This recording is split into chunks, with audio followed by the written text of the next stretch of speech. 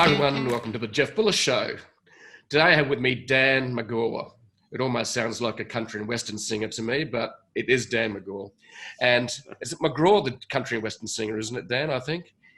There's Tim McGraw, yeah. Tim I wish I McGraw. was his cousin. Yeah, there's no R in my last name, though. So it's Dan McGaw we have with us today. And Dan is an award-winning marketer and entrepreneur. And I know he's an entrepreneur because Dan was selected by the United States Department of State to be an ambassador of entrepreneurship. So if the government says he's an entrepreneur, he must be. So Dan is the founder and CEO of McGaw.io, an analytics and marketing technology agency. He's also the founder of a software company called UTM.io, a campaign data governance tool used by companies like Shopify, Unilever, and Intuit. I'm sure we've heard of a few of those. Coined as one of the original growth hackers and one of the godfathers, I do like that, of Martech. And for those who don't know what Martech means, it means marketing technology, because it's a semi-acronym that's sort of been not quite shortened enough, Martech. And he has helped hundreds of companies build their marketing tech stack and accelerate their growth. So welcome to the show, Dan. It's such a pleasure to have you. And looking forward to hearing your story. So how'd you get into all this entrepreneurial stuff? And thanks so much for having me. So I think my entrepreneur journey started really, really young. I actually tried to start my first kind of venture into business when I was about 9 years old. And it's a really, really stupid thing. I got a mail packet about promoting boy bands, right? And this was back when boy bands were really big, back in the early 1990s. And I was like, oh, I'm going to do something with this. I'm going to become a street crew and I can start a business doing this and I can make money. And come to find out, when you grow up in the ghetto, a boy band doesn't exactly take off. So my first foray into trying to be an entrepreneur and do something venture driven to help a boy band didn't exactly pan out very well. But later I did turn back to business. And when I was 13, I actually started an online booking agency. We were one of the first online booking agencies out there. And that's really where I got my start in business. And I was very successful in that company, ran that business until I was 19. I had a team of 13 people. We did a lot of successful DJing events, a lot of different kind of events out and concerts, and a lot of bookings online. So I've been an entrepreneur since before I even knew what it meant. I didn't know what an entrepreneur was when I first did it. I just knew I wanted to make money, and I didn't want at 13, it's kind of hard to make money unless you do it yourself sometimes. So you're basically born with entrepreneurship running through your veins by the sounds of it. I'm a great employee, but my boss typically doesn't like me because I'm trying to take his job. I just have that personality where I want to get my hands in everything and run the company. So I've been an entrepreneur my entire life. It's a blessing and a curse all at the same time. Not going to lie. Some days I wish I could just take a job and relax, but no, I'm an entrepreneur. I really don't know anything else.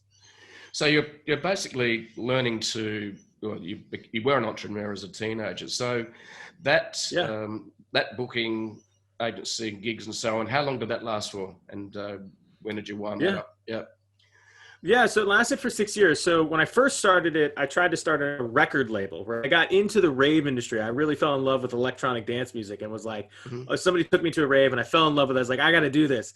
I tried to start a record label, but I didn't know a record label was a bank.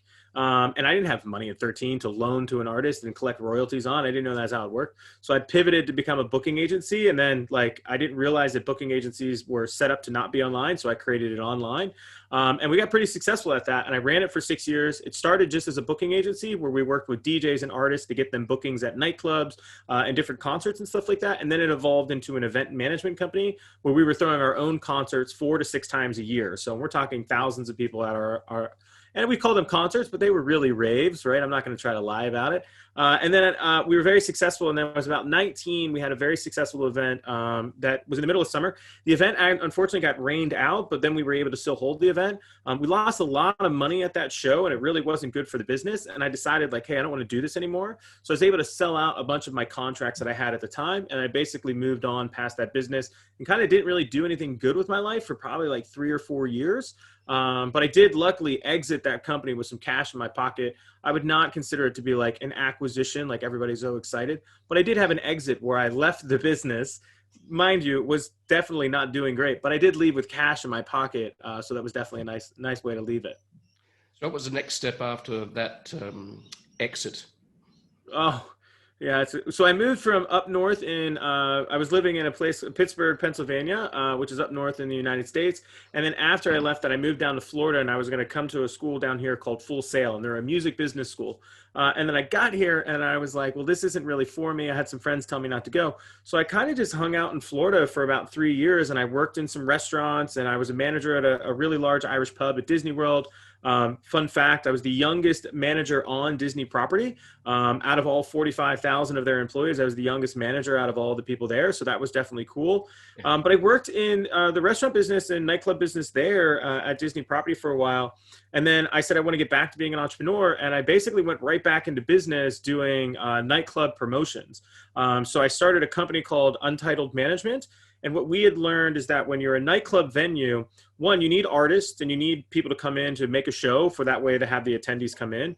And then we also learned that liquor companies need a way to promote their products. And then there's also people that need to be able to go out on a Friday night. So what we were able to do was come up with a unique way to partner with all three of those to create events at nightclubs and basically get paid by everybody. So we would promote liquor products. We would help get the DJs booking at whatever nightclubs there were. And then we would also take a cut of the people that are coming at the front door.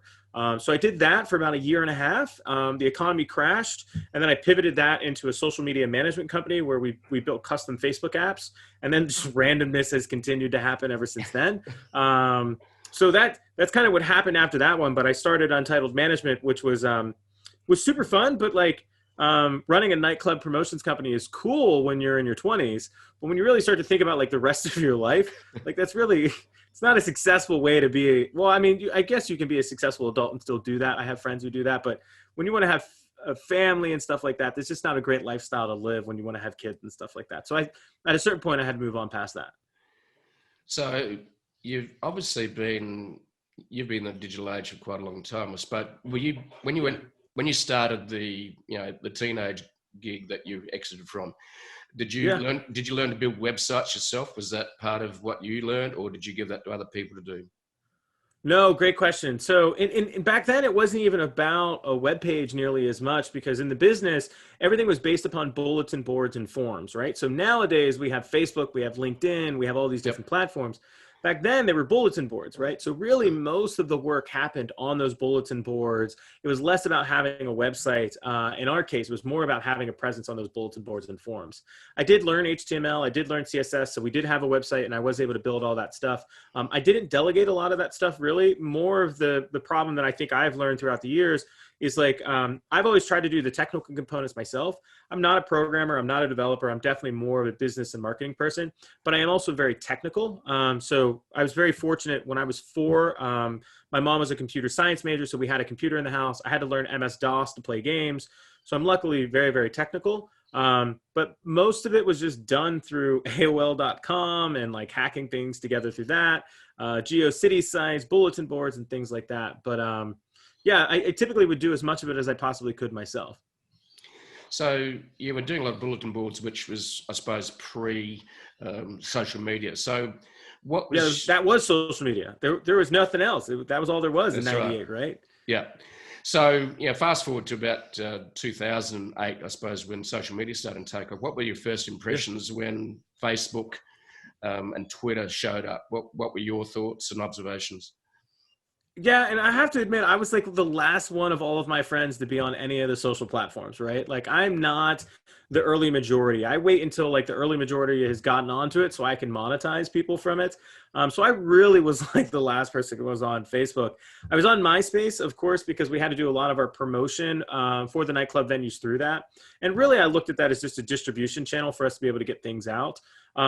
But when Facebook came out with the Facebook apps, which enabled us to build landing pages on Facebook, we turned our nightclub venture, right, Untitled Management, we basically pivoted that into another company called Tabsco. And I started building custom landing pages inside of Facebook. So you could get a business to create a fan page. They would then go to that landing page, and we would create all those custom pages for them. We would create contest pages. We'd create all kinds of stuff. Some other companies that you might have heard of, there was a company called Buddy Media that was really successful there. Synapse was another really successful company. I'm forgetting the one that was started by Nathan Latka, Lejour. He owned Lejour. And I was involved with all those kind of companies, except for we were hyper focused on custom dev ones, not having a platform that did it. Short Stack would be another company. So we did a lot of Facebook app development, a lot of Facebook promotions. An interesting stat, the Orlando Humane Society, we helped them get over 12,000 animals adopted through their Facebook fan page in a year. So like I worked a lot with social media, but I was probably maybe 2 years late to the real Facebook and Twitter party, maybe 3 years late to the party. I just turned it into a business, and that's what I focused on for a couple of years. Yeah, well, social media, it can be a huge time suck personally as well as business. So, Facebook put me out of business, so I have to admit that, and that was the best life lesson that I ever learned. Facebook decided they were getting rid of Facebook fan pages, and I was making all of my money off of Facebook fan pages. That's where all of our subscription revenue came from. We got a heads up, luckily 6 months before they were going to kill it. They told everybody else about 90 days, 30 days before they were going to kill it, and then they got rid of them. Well, as you can imagine, when Facebook fan pages start to go away, everybody cancels their subscription. So I learned an important life lesson is that like if all of your revenue is coming from like one part of a company like that that's so young and so new, and they change that feature, you can lose your entire business. So there will never be a time again that I ever invest that much energy into one feature from a company, because even Buddy Media, I think they got bought for $200 million. They were vaporized in a matter of weeks. I think Oracle or somebody bought them. I can't remember who it was, but $200 million investment that a year later is completely gone, right? It's just a hard way to be in business based on one feature from a company. Yeah, and that's, I think as an entrepreneur, we're all going to be very wary of, is that putting all our eggs in one basket. And I think, if you go to exit, especially sell a company, if you had even 50% of your business or even 25, I've heard like, have no more than 20% of your revenue from one source or one company. And for me, even your marketing needs to be multimedia and multi-channel, because they're going to keep changing the rules on you. And that's how the big players work, isn't it? So they keep changing the algorithms. So today you're running, your company McGaw.io, which essentially is a marketing technology agency. Tell me how you got into that and some of the challenges you've had and what you exactly do. So maybe just tell us initially how you got into it, and then what the company does in terms of primary. Yeah. So this company was completely started by accident. I never wanted to start this company, never tried to start this company. I was head of marketing at a company called Kissmetrics. So I was running another startup of my own, and then was, of course, working at some companies to make ends meet. When I left Kissmetrics, I went back to running my other startup, which was called Fuelsy. It was a gas app. I had been running that company for about 4 years. We were coming up towards Christmas, and my wife loves Christmas. Christmas is huge in our house. We have 3 sons. My wife's like, listen, your investors don't pay us enough money to really like have a good Christmas. So I need you to go do some consulting and figure out how you're going to make some extra money to buy Christmas presents. And I was like, sure, that's fine. Okay. At the time, I was working out of a co-working space. I was the ambassador at this co-working space. Naturally, I'm one of the big entrepreneurs here in Orlando. So I was working at this co-working space, kind of turned around. I was like, hey, I'm going to do 10 hours a week of consulting. Let me know if you know anybody that's interested. I'm only doing 10 hours a week for like the next 2 months. Just doing it for Christmas. And I immediately had somebody say, I think I know somebody who wants to talk to you. I was like, all right, whatever, we'll do lunch. And within 2 hours, I had met a company called Power Details that then said, we'll take all 10 hours a week. Like, we'll take you right now. And I was like, oh, okay, cool. Well, that's awesome. So because I had told a couple of people, word got around that I was doing consulting. I'm a fairly well-known person in Orlando I should say, when I was active in the ecosystem here. So a lot of people heard that I was getting into consulting. And next thing I know, I started doing that one consulting gig. Another consulting gig came to me and said, hey, listen, we'll pay you $10,000 a month to do this. And I was like, okay, but like, I got to figure this out. So I started taking on some of these clients just in expecting to do something till Christmas and then kind of move on. Hired a few of my friends just to help with some of the contracting stuff and be able to take in that cash. And I was like, great, this is turning out good. Well, it continued to happen for the next 2 months. So like we get to December, next thing I know, I have a company come to me like, we'll pay you $25,000 a month. We want you to run this brand. And it's like, what? And it just kind of was like this really big shock. And then another company came, and then another company came, and it continued to grow to the point where I was at like $40,000 a month in revenue come January. And my wife was like, what's going on? Like, are we going to choose Fuelsy, which I already had and I had investors, or are we going to choose this other thing? And I said, honestly, let's choose this other thing. And we'll try to fund Fuelsy with the capital to try to keep that brand going. we didn't have, for the consulting company, we didn't have a brand. We didn't have a logo. We didn't have a company name. We didn't have a website. We just had, I'm Dan McGaw and I'm doing some consulting. To do it, I had to funnel money through my friend's agency. And I had to I literally had checks cut to them. They would process the money. They would then pay the contractor. So that way we could do some things legit. And then we said, hey, let's form a partnership with some other people. Didn't know what we were going to call it. We were just taking clients and running it under this other name. People knew it was me though. And then in February 2015, which was only 3 months after this all started, we decided, hey, we should probably do this. In a matter of 2 weeks, we had rented an office. We had started making some hiring. At this point, we still did not have a company name. We could not figure it out. I knew I wanted to have something that said the word amazing because that's just my personality. That's everything I stand for is like, hey, life's amazing. And we were watching a TV show late at night, my wife and I, and this is a story that's on our blog now because we just rebranded from the old company name. She saw a TV show called Effin' Science. And my wife was like, haha, you should call it Effin' Amazing. And I was like, oh my God, you just said the best name ever. Like, that's totally what we're going to name the company. And February 2015, we became Effin' Amazing. We were known as Effin' Amazing as the agency up until May 2020. We just rebranded as McGaw.io. Naturally, Effin' Amazing is not very appropriate, but it worked well for us. But that's how the company got started. And I think for the first 2 years, we really didn't know what we were doing, why we were doing it, what we were doing it for. And we had a lot of problems. I mean, we just went out of business 2 years in a row just because we didn't understand the cycle of business that we were going to have. And natural just entrepreneur stuff. But in the beginning, we were an analytics and marketing firm with a backbone in analytics. And then naturally over time, we ended up becoming a marketing technology and marketing analytics firm. And we specialize in the stack. But like a lot of people set out with like this vision and like this plan. And out of all my companies, I had a vision, I had a plan. This was the company where I was like, I don't know what the hell I'm doing. And it just happened. And it keeps happening. I mean, so far now we have 13 full-time employees. We have another company that we own that has its own 5 employees. So like, it just happened.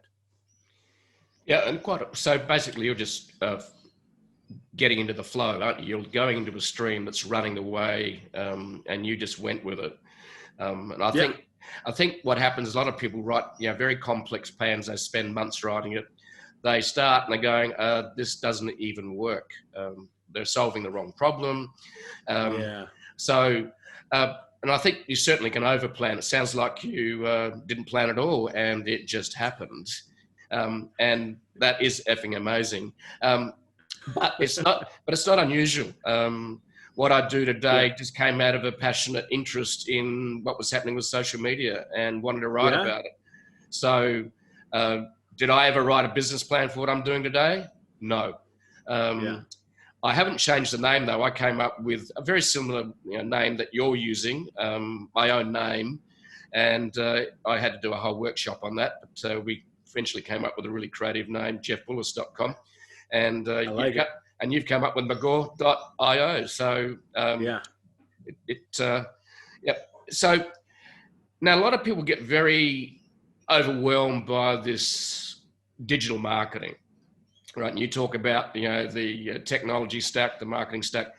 So what are some of the biggest problems you see with clients understanding what to do? Where do we start? Do we do Facebook? Do we do Instagram? Do we do SEO? Do we do content marketing? So walk us through a little bit how you explain it to your clients of what you're going to do, and distill it into some simplicity. Because I think a lot of people are overwhelmed by the complexity of the ecosystem we live in today. It's incredibly complex.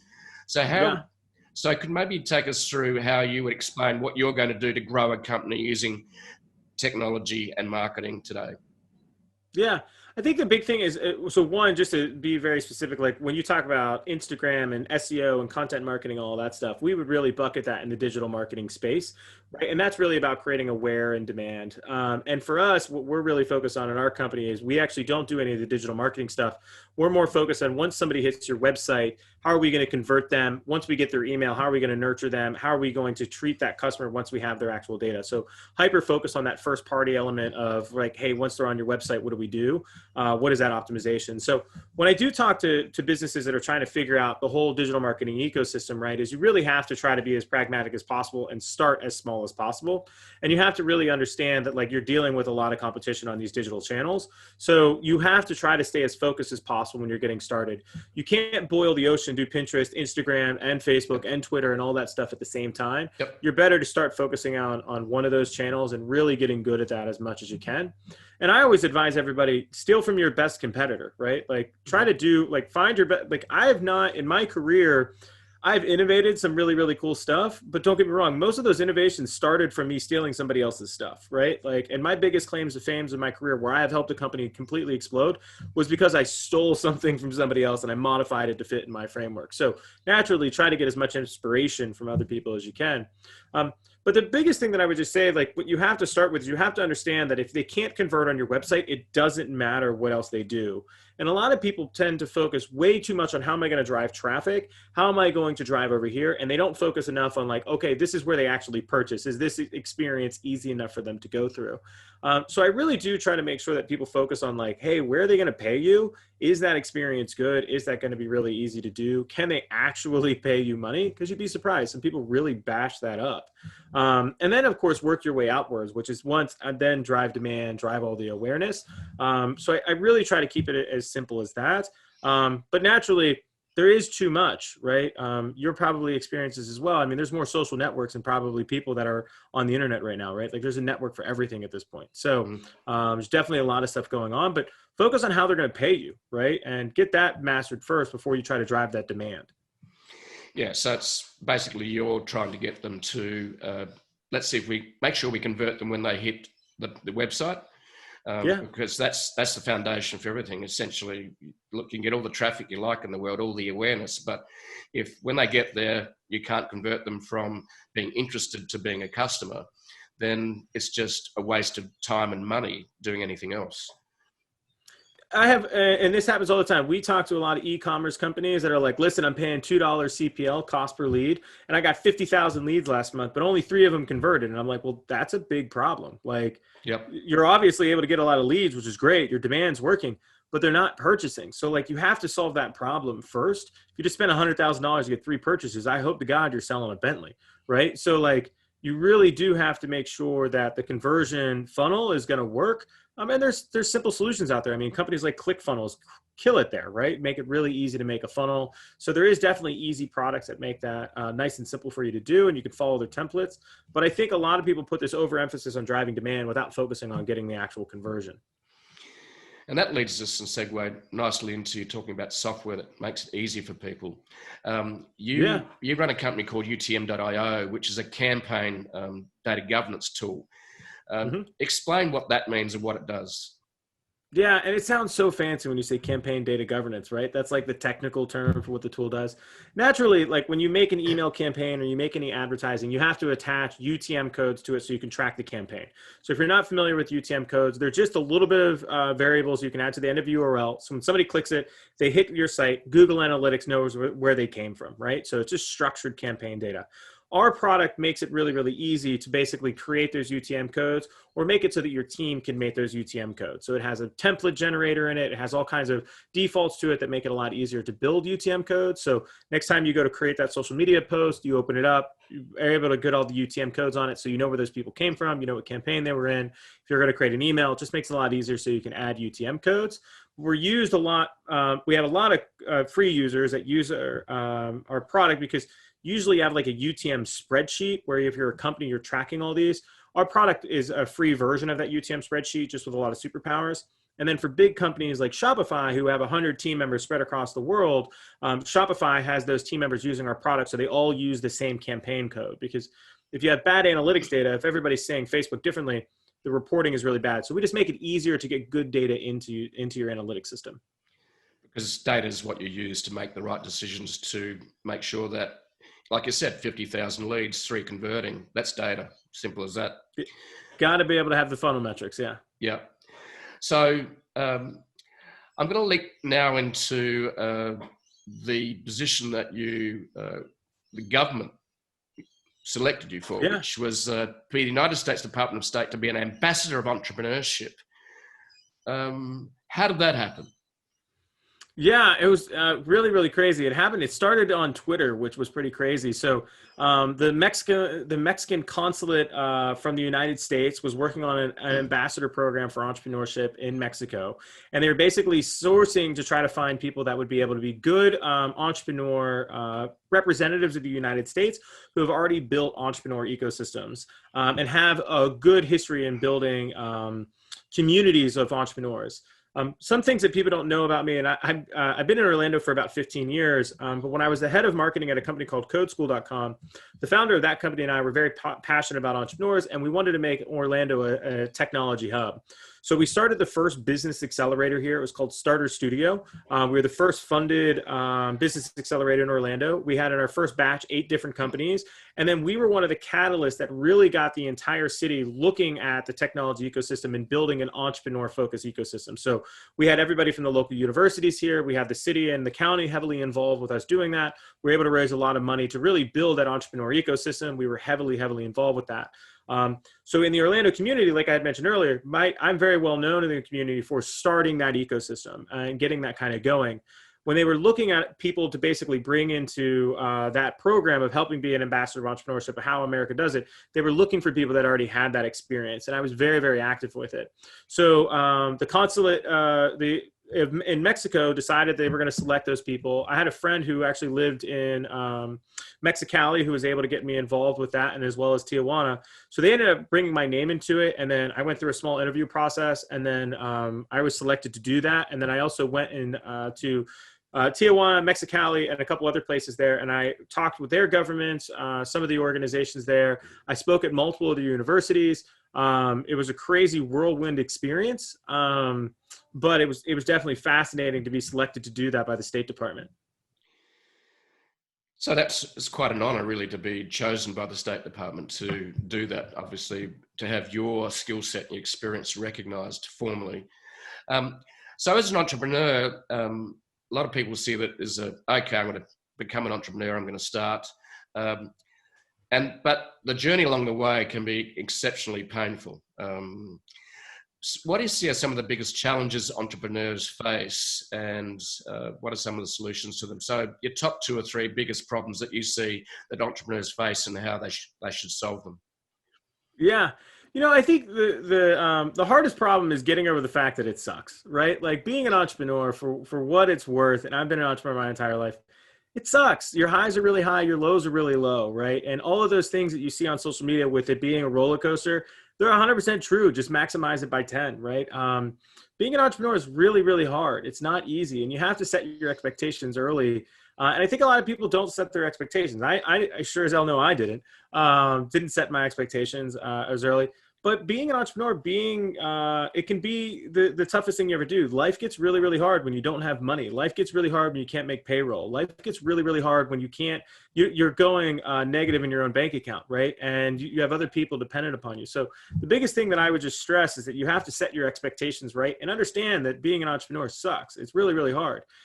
I love it every day, right? Like I wake up early and I'm excited to go to work. I choose my own schedule. I do whatever the hell I want.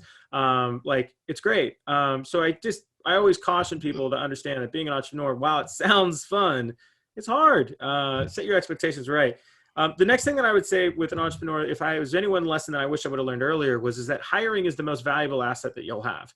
If you can get hiring down, you can hire good people, you can train good people, you're only as good as your team.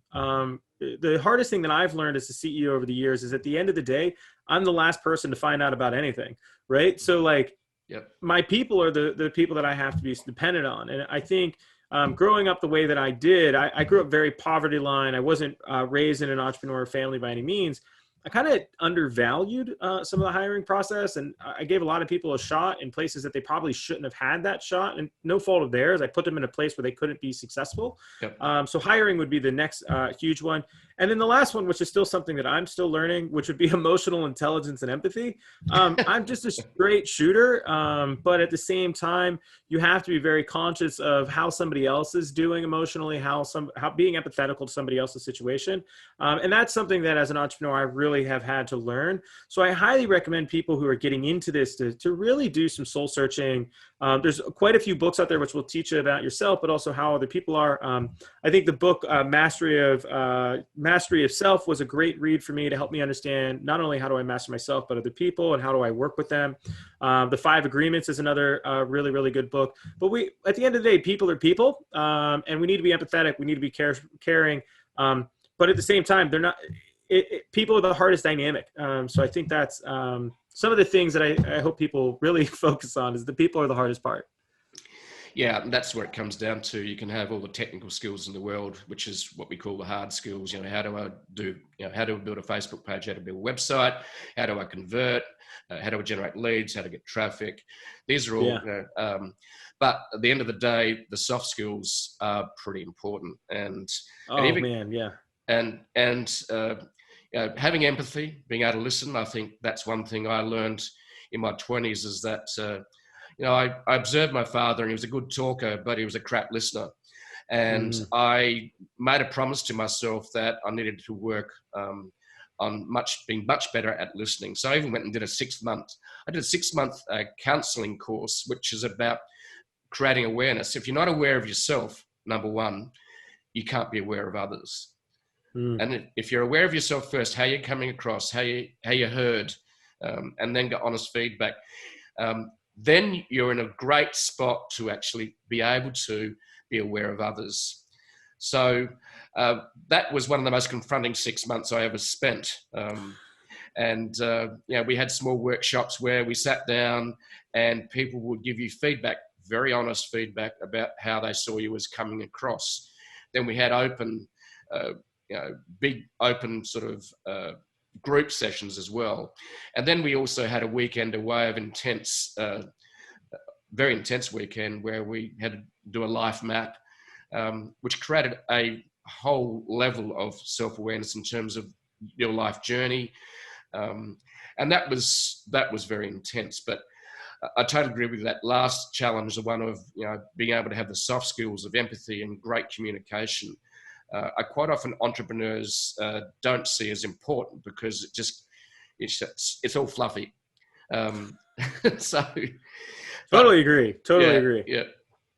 So Dan, just before we wrap it up, I know you've got some time constraints and so have I.